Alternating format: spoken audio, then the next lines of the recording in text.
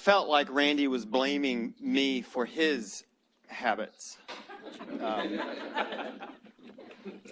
But I don't know. All right, so I'm abandoning a surefire icebreaker that I've used with many groups.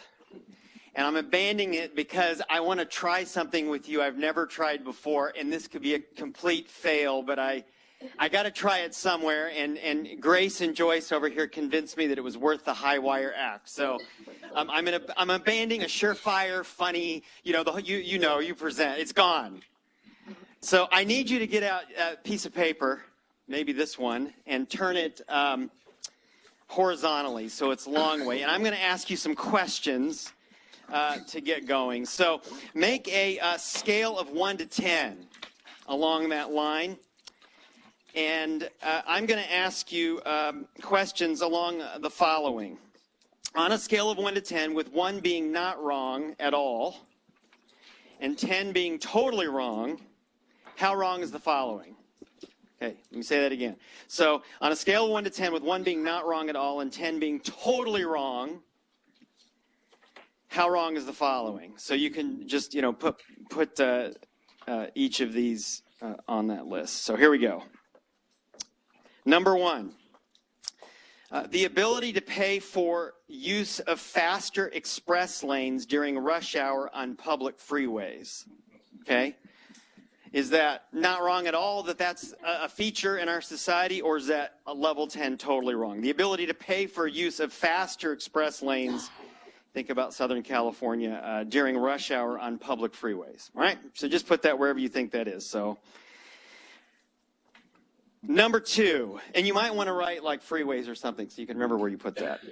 Number 2, the ability to pay for faster lines at airport security.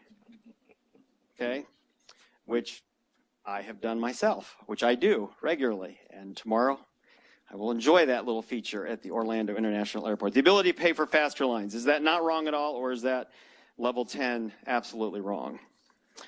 3, the ability to sit in a better seat in a house of worship with a generous donation. And maybe pick the hymns, maybe pick the preacher, the topic, etc., etc. All right, 1 to 10. All right, how wrong? 4, the ability to pay for jump to the front of the line tickets at theme parks, like at Disney, for example. The ability to pay for jump to the front of the line tickets at theme parks. Not at all wrong, or exceptionally wrong, or somewhere in between. All right, next, the ability to have privileged access to your congressman with a sizable campaign contribution. The ability to have access to your congressman, the sizable campaign contribution, to have unique access. All right? The ability to pay more and gain a front row seat at an entertainment event. So think the Super Bowl or whatever you would like to do. The ability to pay for a better seat, basically, than somebody else. The ability, next one, the ability to pay for more exclusive, faster delivery of household products. So you pay for, advanced delivery from Amazon, etc. I'm glad your books will be there, Randy, when you get back. I live in Walla Walla, and maybe sometime later this year, if I'm lucky, it'll arrive. And then finally, the ability to pay for a pass that would give you faster cut-in-line access to your doctor or at the hospital. The ability to pay for a pass that would give you faster cut-in-line access to your doctor at the hospital. Okay, so you kind of jump the line. Does that make sense? All right. Well, that part of this experiment works. At least it basically makes sense. So now this is where the trick's going to come, because ordinarily I think what I would do is put this on a poll everywhere and we would have a nice spread. That's what I'm intending to do next week with our executives at Adventist Health. So you're the guinea pig. So we're going to have to go analog here. So I'm going to ask you to stand, a little physical activity. Healthcare professionals aren't against physical activity. I want you to stand for each of these if you rated something higher than a 5, so 6 and above. if you rated it. Okay, so we'll just do this quickly. The ability to pay for use of faster express lanes during rush hour and public freeways. Stand up if you rated that 6 or higher. All right? Okay? Kind of get a feel for the room. There's a few there. The ability to pay for faster lines at airport security. Oh. The Winslow wave is waving, not catching us on the wave on that one. The ability to sit in a better seat in a house of worship with a generous donation. Hamilton?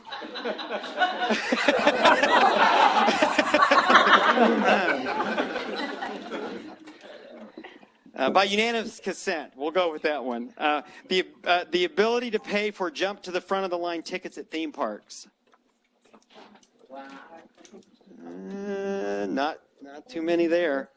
The ability to have privileged access to your congressman with a sizable campaign donation.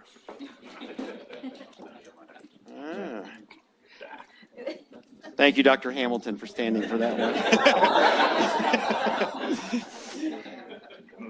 The ability to pay for and gain a front row seat at an entertainment event. Stand up if that was 6 or higher. You're going to do the devotional this morning. You exceed my. The ability to pay for faster exclusive delivery of household products. Wow. It's a 2-part devotional this morning. The ability to pay for a pass that would give you faster cut-in-line access to your doctor at the hospital.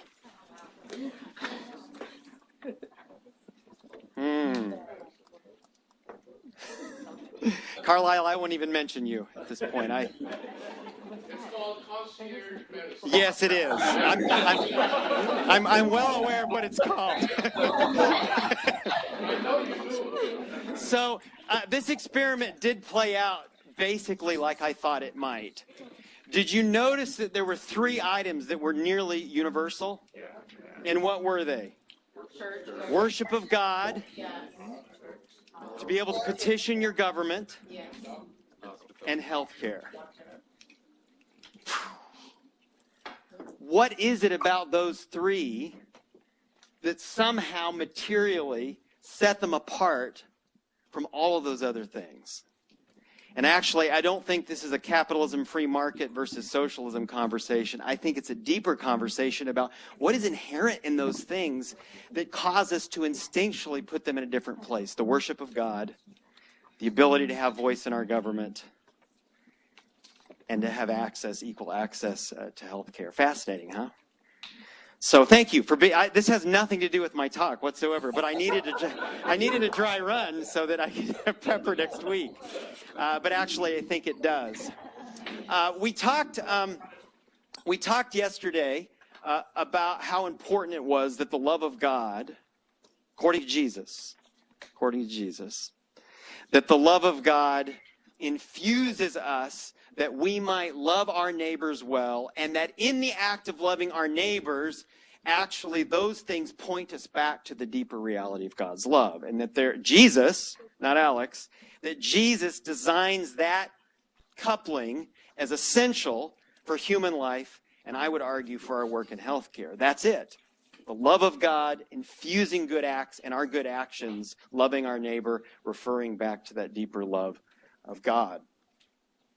So I want to think this morning about what does it actually mean. So this is like preaching to the choir, except at Walla Walla University, I preached to the choir for 10 years, and they were students, and they were asleep, Randy, the whole time. So a different kind of choir, preaching to the choir this morning, hopefully an awake choir. And I want to center in on what did Jesus actually do? If the 5 health systems represented here claim that we do medicine in the way of Jesus, well, what did he actually do? That's a useful question, isn't it? And I think that maybe a good signature passage for this comes here in Matthew chapter 9, where he says, the harvest is plentiful, but the workers are few. Ask the Lord of the harvest, therefore, to send out workers into his harvest field. Kind of this charge for us. But no, this has nothing to do with the way I learned it growing up as a church kid, which this was about roping people into a certain way of thinking so they could get to heaven. That's not really what's going on here at all. This challenge is about this. Jesus went through all the big cities and rural villages, teaching in their synagogues, proclaiming the good news of the kingdom, and healing every disease and sickness. When Jesus saw the crowds, he was moved with compassion for them because they were harassed and helpless like sheep without a shepherd. Then he turned to his disciples and said, we need to be doing more of this. Interesting, huh? So, what is Jesus up to? I'm going to move quickly. One, you see there that he's healing every disease and sickness. That is a reality that none of us in this room can claim, by the way. He is healing every disease and sickness. I will remind us, Jeremiah Johnston, the historian, the quest for healing of sickness and relief of pain in ancient time bordered on desperation. And I think 3 years ago, Jerry might have shared a little bit of this story from the first century in antiquity. But if you got sick or injured, you were out of luck in the first century. You realize that, right? Historians believe perhaps 25% of the Roman Empire was sick and injured at any time. 2/3 of the empire was at subsistence level or below. They were basically enslaved. There are no social support systems. There's no medicine as we know it whatsoever. If you were uber wealthy, you might have access to some Greek physician or someone who knew a little something. But basically, you were cooked if you were sick or injured. You were done, and generally, you were shunned from society, maybe even from your family. So it's this backdrop that we find incidences. Oh, by the way, this is a famous plague in Rome, which is a horrific account of what happened during a pandemic of the age. But I want to remind us just how incredible Jesus is. Is it okay to talk about Jesus for a second this morning? His clinical excellence is off the charts. The Gospels describe some 30 incidents of specific healing. You'll notice the head-to-toe ministry of Jesus, including a concentration in mental health, by the way, a heavy concentration in mental health. This does not count the waves of healing he did, entire towns and villages. But clinicians, Ted, don't forget, Jesus was really good at clinical care. Not top decile. Not even top percentile. He set the bar. The tradition of Jesus' health care begins with exceptional clinical care. The beginning of mission is not in some mission office with a pastor like me. The beginning of mission in an organization is, do we actually do a really, really good job helping people who are sick and injured? That's the Jesus tradition. Not only does he come along at a time where people had no hope for good clinical care and starts to a vision of what that might be. By the way, he had supernatural powers. For Jesus, the supernatural is merely natural, I'll point out. He just really knew how to do it. And Dallas Willard muses on the idea that Jesus knew how to combine just the right mixture of dirt and spit to heal the optical nerves of a man who was blind. Blow your mind. For Jesus, it wasn't magic. He actually knew how to do clinical care with physical material. Second, you know this, the formation of the first community hospitals, maybe around the world, but certainly in the western part of the world, come out of the Jesus tradition. Basel, the very first one we believe in modern-day Turkey, 7 different departments of his hospital, an amazing thought process for the time. And my single favorite historical figure at this point, setting Jesus aside, and by the way, I'll share this with you in a few minutes, Fabiola, a philanthropist, a follower of Jesus who started the very first hospital in the capital city of Rome. The community hospital itself comes out of the vision and the imagination of Jesus and his spirit and his followers. Clinical care, hospitals, social safety nets. Now, church people in the room, we think of these as churches and we go pulpit, steeple, pew. In the first century, these little churches around the Mediterranean rim were not thought of in the way that we think of churches. They were essentially collections of human beings who came together for social support. The deacons were formed out of these. The first food as medicine project that we know of, the deacons. You know the story, right? All the widows weren't getting fed properly. That's their medicine. And these little communities said, we need an organized strategy to care for them. People coming together that never ordinarily would be serving one another. These little communities of support became the social safety nets. And finally, you know well about the disaster response that took place. Horrific plagues in antiquity. But when the followers of Jesus come along, and you read about this both in the Decian plague and the late Roman plague, the Christians alone stand up and make a difference, sometimes sacrificing their own lives to care for people. And the Roman government at the time is astounded at the moral courage of Christians inspired by the vision of Jesus to make a real difference in the world amid such plagues. In fact, some of the Christians would speak quite clearly that the true moral test is how you react in a pandemic. Think about that. That the true moral test is how one acts in a pandemic. This is what the early Christians said. So against the backdrop of Jesus, against the backdrop of Jesus' ministry, you have these horrific conditions. Jesus comes along, clinical care, formation of hospitals, communities of support, disaster response. Let us not forget the power of the Jesus tradition. So how should this challenge us? Just a couple of thoughts. Most of this will be familiar to you, but things that challenge me. One is this little chart here, which is the explosion of health care administrators in the United States in relation to the growth of physicians and actual caregivers. And you've seen data like this. And we worry about this. Oh my, we're off the rails here. What's the problem? I saw this just a few weeks ago about the profit making of Moderna's CEO, and I thought, and look, I've been shot up more than anybody in this room, so I really appreciate the work of this man. By the way, I've been shot up quite a bit in the last several months, like probably all of us in this room. But I stared at that headline for a while, and I was reminded again about the incredible business operation that has become healthcare. And then I was reminded of this quote I love, the Harvard ethicist Michael Sandel. If you've ever seen the television commercials on the evening news in the United States, you could be forgiven for thinking that the greatest health crisis in the world is not malaria or river blindness or sleeping sickness, but a rampant epidemic of erectile dysfunction. Hey, and I'm a middle-aged aging, so I'm not against men's health, understand. But do you see his point, though? Or maybe even a finer point, Alan Dyer, healthcare marketing can inflate expectations, create demand, manipulate desire, transform wants into perceived needs, and increase utilization to cost of healthcare services. This worry that maybe we've moved off this excellent, effective approach that those of us would see in the ministry of Jesus. I mentioned the Balbonis yesterday in their work at Harvard University. Their worry, kind of in their research and book, is that healthcare is dominated by these three forces: legal and bureaucratic forces, market and business forces, science and technological forces. Huge forces that dominate our meetings in healthcare. And yet, we lament all the time, don't we? How do we improve on this situation? Why are things so badly broken? And I was thinking about legal and bureaucratic. I took a look this morning. 80,000 employees in Health and Human Services. Countless regulations. And I thought, if that circle got bigger, would that solve things? Do we need more regulations? Do we need more government oversight?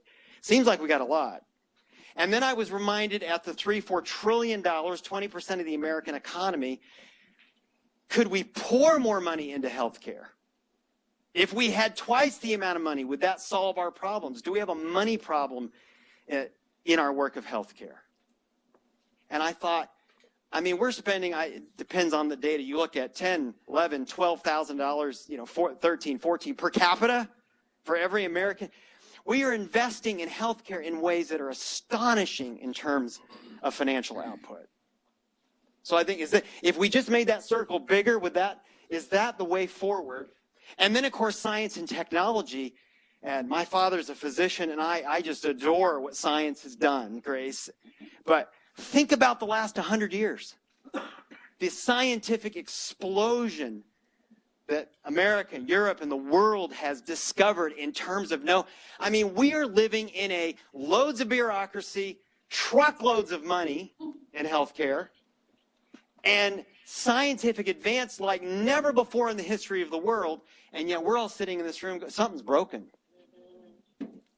Now, the Balbonis draw up hospitality and compassion, that's their term, as a much smaller circle, and then, of course, they reorient their thinking and say, this is the way forward right here.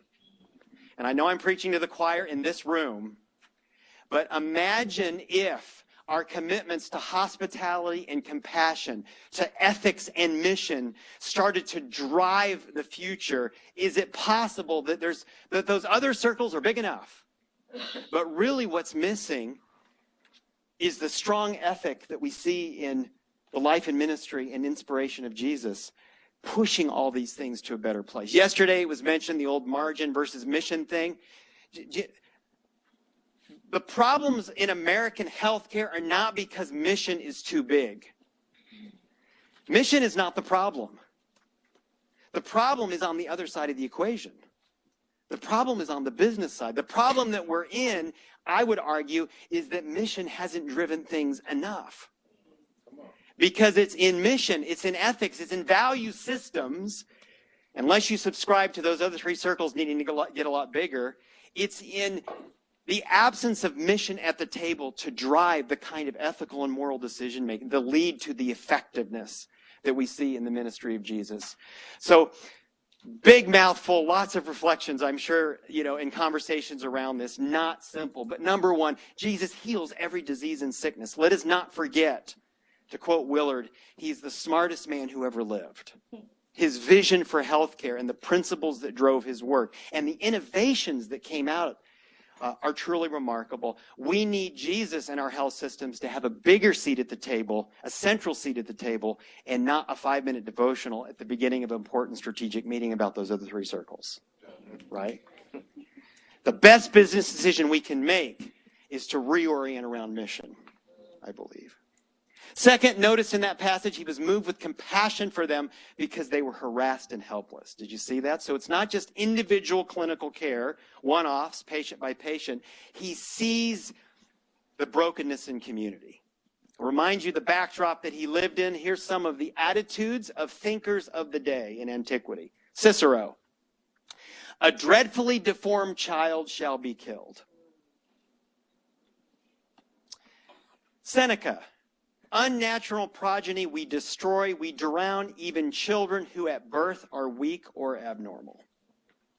And this was not uncommon in the ancient world. Hilarion, if it is a boy, keep it. If it is a girl, throw it out. He said to his pregnant wife. Document from history. Not only about young life, but these attitudes about race. Plato, keep the precious metal of Greece pure. A racially charged statement where he did not want anyone that did not look and smell and talk and act like the Greeks to be a part of society. Aristotle was just blunt. Slaves are subhuman. And I remind you again that 2/3 of the Roman Empire enslaved. Foreigners are unscrupulous, despicable cowards, said Ptolemy. Attitudes about women, you're probably familiar with this one. A silent wife is a gift from the Lord. And I move quickly because we don't even want to laugh. You don't even laugh at that anymore. That's not even actually funny at all. And then Democritus, to be ruled by a woman is the ultimate outrage. Against the backdrop of his times, Jesus is easily the most progressive figure in terms of women's rights of any historical figure. Easily. When you look at the placement of women, we just celebrated Easter as the principal voices that would tell us of the resurrection, which drives everything. Easily, Jesus is the most progressive voice. I shall not give, although they are in need, said Seneca. These are attitudes about the poor. And the conclusion of Polybius, no Roman will give anything to anyone. Why give to the poor? After all, they deserve their condition. Their decisions led them to this. These are the attitudes that we cannot forget that sit behind the arrival of Jesus. And so, for those of you in this room who may be familiar with this, let us not blow by this and not let it not escape our understanding of just its power. There is neither Jew nor Gentile, neither slave nor free, neither is there male nor female, for all, you are all one in Christ Jesus. This is a dramatic departure from the social attitudes of the day. Those little communities of refuge I described, what we call churches, people were getting together that in any other circumstance would not be seen with one another. Cross racial lines, gender lines, ethnicity, rich and poor. These church communities were incredibly progressive in their inclusion of all people. I love this from Justin Martyr, who joined one of those communities. We who used to value the acquisition of wealth and possessions more than anything else now bring what we have into a common fund. They put their money where their mouth was. And share it with anyone who needs it. We used to hate and destroy one another, refuse to associate with people of another race or country. Now, because of Jesus, we live together with such people and we pray for our enemies. It's a dramatic departure in the way of Jesus. So what are the implications for us? Randy, here you go, buddy. Bring it out. Amazon time. Jamie Metzel. So, Dr. Winslow, I have a little stack of, genetic engineering books, and some of them will put you to sleep for 8.5 hours at night, for sure. This is the most interesting one to me. If you just a popular read that you can read on the airplane on the way home, Hacking Darwin. And it's a book full of the scariest, most fascinating, interesting problems that advances in genetic science are going to put in front of us. I mean, just really great book, and he has a wonderful writing style. But in this book that's all about science, okay, it's all about science, he says this: if our goal is to extend average life and health span, okay, that sounds right up a Adventist philosophy, right? We're going to help you live longer, help you live better. If our goal is to extend average life and health span, the best and smartest investment we can make is working to make sure the most disadvantaged among us have adequate health care, nutrition, sanitation, and security. So he's looking at all these genetic possibilities that could add years and decades, maybe even centuries of life. And Metzel's conclusion, this is actually where it's at, right here. This will not take any additional scientific breakthroughs, just the political will, and I write in my books, I wrote in the margin, moral courage. The moral courage to share the benefits of our good fortune with others.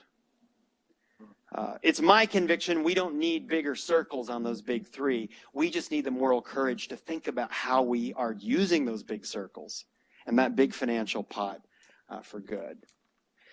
This is a little bit of a footnote, but I think how we talk about these questions of diversity, equity, inclusion, and I think is important. So you'll forgive me just a small diversion. It's a painting from Jean Fouquet, a French artist. This painting, Jesus Before Pilate, and I think it has an important lesson for us. And so just you'll thank you for the forgiveness for a little bit of a diversion here. I think something is important here for us as we talk about these issues. And I want you to notice there's two figures that are wearing the same clothing in this beautiful painting. One is Barabbas. Do you see Barabbas down there? So Barabbas is an insurrectionist.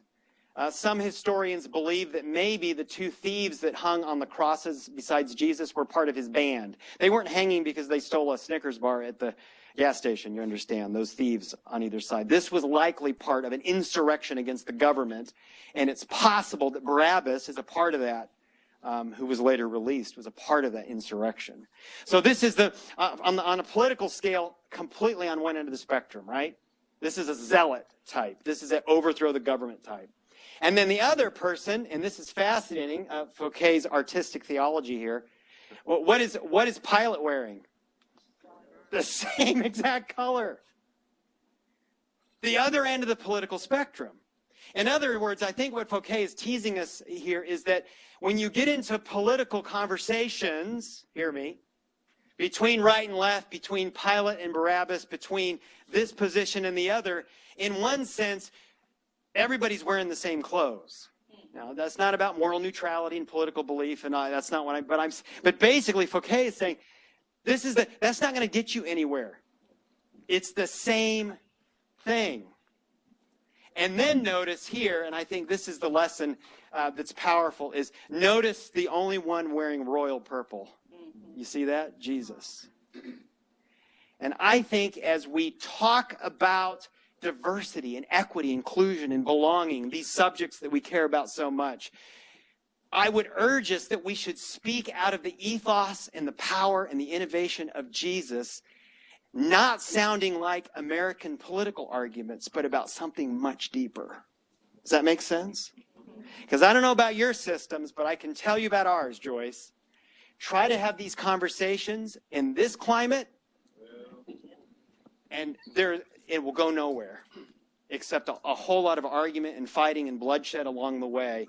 And it is my experience that the way to start speaking about this is from a Jesus perspective, if you're in a Jesus company. If you're in a Jesus company, talk about our responsibility, we claim, is to practice medicine and life in the way of Jesus. So let's just do that. It's not an argument from the American Constitution. It's not an argument that sounds like it's part of the political discourse every 4 years. That's not the place. And I think that this piece of art illustrates that well. Live out of what Jesus taught us to do. It's a much deeper reality. Healing every disease and sickness. This is what it means. We're going to do it well. And I believe this comes from a deep sense of mission inspired by Jesus. Second, Jesus is moved with compassion. He looks out at the world around him and says communities need to be healed as well. And by the way, when you look at the miracles of Jesus, those 30 or so, how many times does he say to somebody, now you can go home and be with your people again? Now you can go home and be in your community again. The clinical practice of Jesus has social implications, and people are brought back together. Lastly, and then I'm going to turn it over to Dr. Hamilton to clean up whatever mess that I've left. Notice that he proclaims the good news of the kingdom. And I want to argue to you that if you also look at the healing ministry of Jesus, the number of spiritual conversations that are a part of those physical healings, it's everywhere in the Gospels. Would you agree? Jesus has loads of spiritual conversations in the process of healing people physically. Sometimes because he sees that it's bad ideas about God and spiritual problems that may actually be affecting the person's mental health or physical health. Sometimes because it's an opportunity to more fully heal or bring wholeness to someone's life. But I think it's fascinating that if we look at the healing ministry and model of Jesus, spiritual care, spiritual care is at the heart of it. And frequently, by the way, it is not Jesus saying, I've healed you, now you need to get back to the temple and the synagogue. This is not about roping people in. This is not about inappropriate spiritual conversations that leverage the sacred exam rooms and sacred hospital rooms to twist people into religious belief. This is at a much deeper level of actually recognizing that what's hurting us is much deeper, Greg. It's much deeper than our physical ails. And I think that's interesting. Jesus did not leverage physical problems to then do religious work.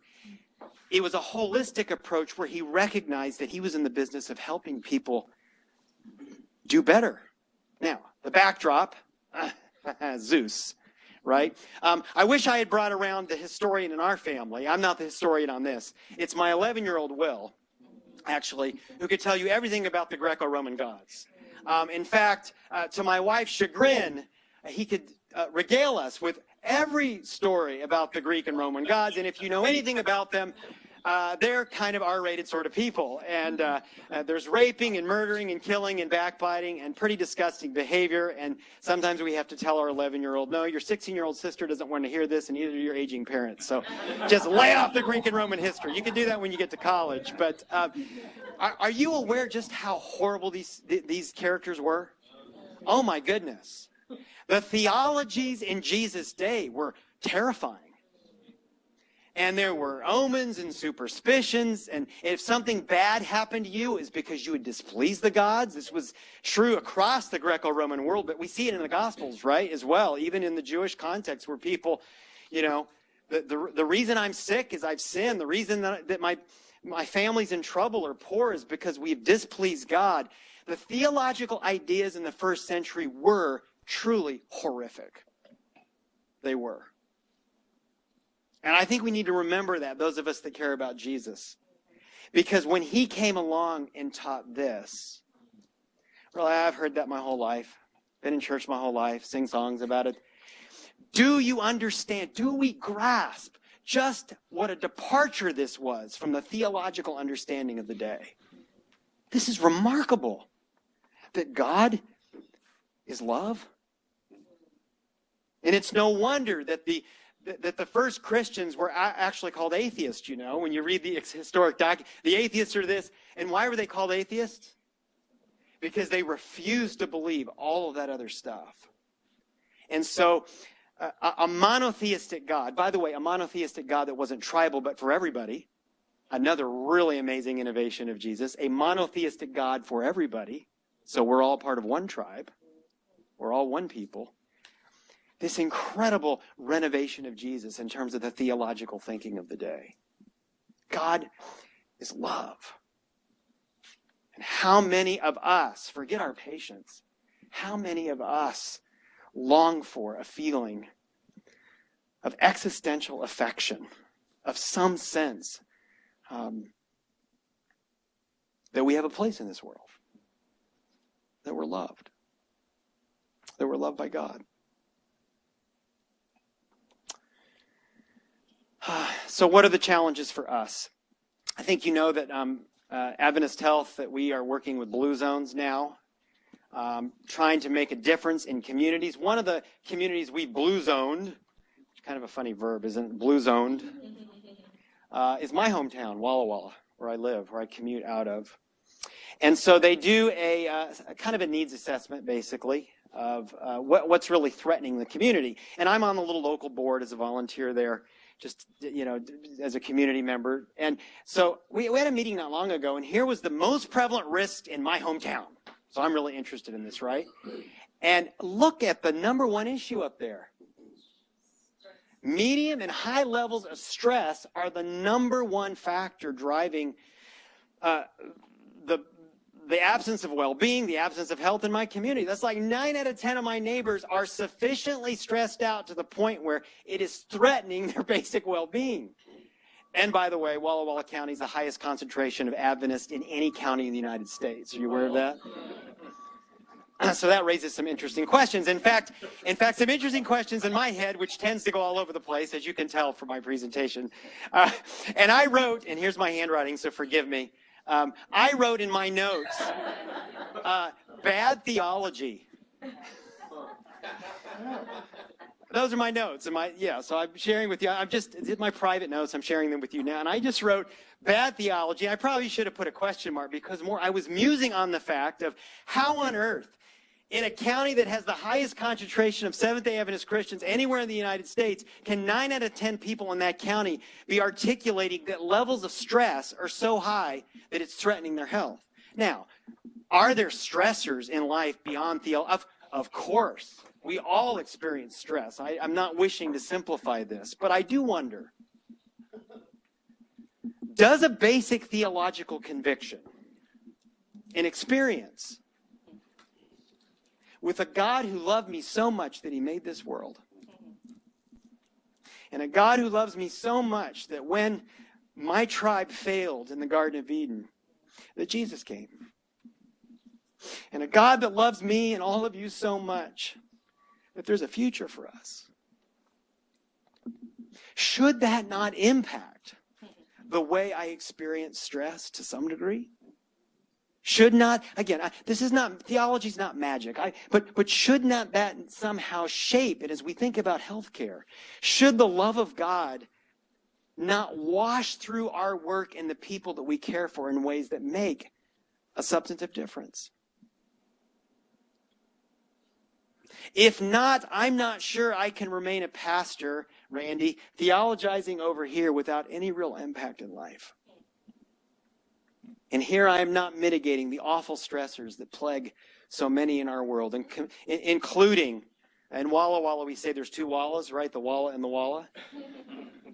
And including the people that are the second Walla, if you hear me clearly, who've ended up on the wrong side of this world because of the way we treat them. So I'm not mitigating all of that. But should our convictions about God not mean something in real ways? Jesus infuses the practice of healthcare with spirituality. And I would welcome a conversation where we move past the old sort of dichotomy between we don't want to talk about religion over here because it's going to offend people, or we're going to jam religion down people's throat because, after all, that's why Adventists have health care, so we can eventually get them in the baptismal tank. Wrong continuum, friends. We need to throw that away. Instead, think holistically about how we care for people appropriately, which includes, again, Jay, it includes spiritual sensitivities, because that's part of our existential crisis that we face. And I will still remind you that 91% of Americans, 91%, are theists. And that's about 99% when they come to the hospital. So it bumps up, right? Because what happens to us in those moments? And so something to keep in mind. Finally, I want to talk about the Adventist piece, if I might, if that's okay. I want to talk about the Adventist specific piece. All right, Randy, last time. This is a book you should read, truly. An eminently readable historian, Susan Matt at Weber State, Chicago trained, a serious historian. This is one of my favorite histories I've read in the last couple of years. It's an American history, but it's called Homesickness. And she does some incredible things in this book. In fact, for the many clinicians in the room, it's interesting because she looks at this as a clinical issue in history. But notice some of these, the disease of nostalgia and homesickness. It was viewed as a physical condition, right? This is a malady of the nature of healthcare. And so you see fatal nostalgia. Nostalgia causes a woman's suicide. Homesickness kills a victim of nostalgia. And she goes through American history as the story of homesickness. It's fascinating. And she talks about how the folks that came over from Europe, many of them wanted to go back. Why are there plants in California that have no business to be in California? It's because people would bring the plants that made them feel at home. Really interesting, right? We talk about the migration westward, and we don't talk about how many people went back east because they were so homesick. Talks about homesickness in the military in American history, which is really interesting, and how bagpipes, this was in the Canadian military, bagpipes were not allowed to be played around the soldiers because all of the Scottish born soldiers that were serving in Canada, it would make them so homesickness that they would not participate in the army. And she goes through all of these different categories of homesickness and how, summer camps in America, we try to tell our kids buck up and stop being homesick, and going away to college, and just the whole story is about human beings who are homesick. And the most difficult pages to read that always catch my throat and water my eyes are what we did, to the native populations in America. The horrific homesickness articulated by the Cherokee, for example. It's just hard to read. And, of course, you're wondering when I would get to this, the enslavement of Africans in America. And she talks at length in the book about how many slave testimonies after the Civil War, slaves talked about that their incarceration as slaves was not the toughest thing on them, but rather it was the homesickness of when their slave masters would move them around repeatedly, either breaking up families, and just horrible accounts of the homesickness inflicted on other people against their will. In fact, some historians believe that there were more, I didn't know this, there were more runaway slaves that did not run to the north upon running away. Do you know where they ran? Back to where their mommy and daddy was.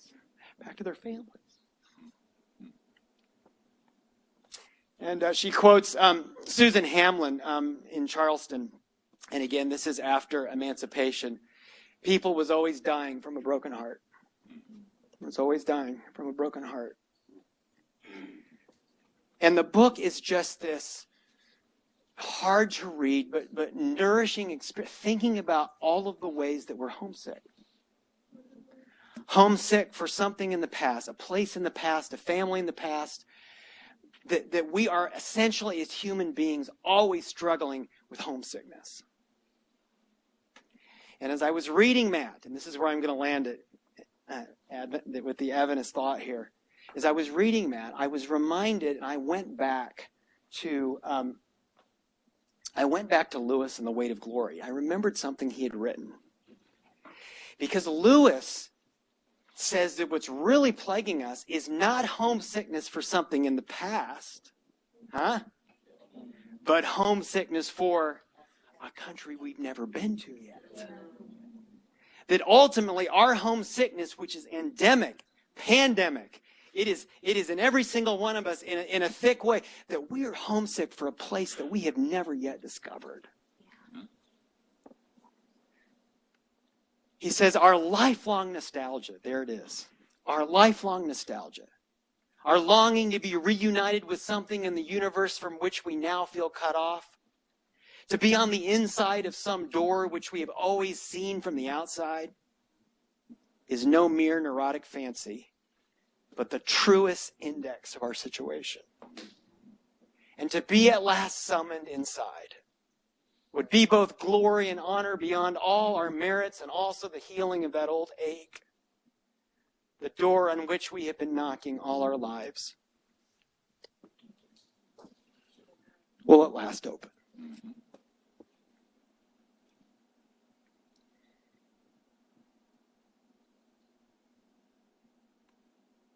In the healing ministry of Jesus,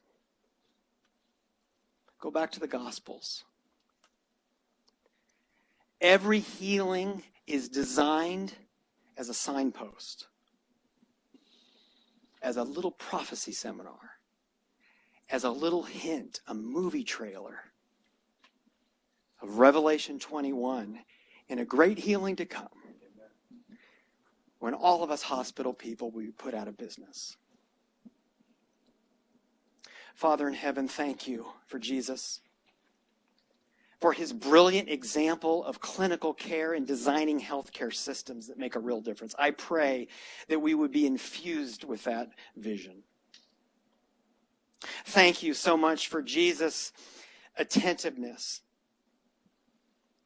to communities that were broken, recognizing that we heal together, all of us.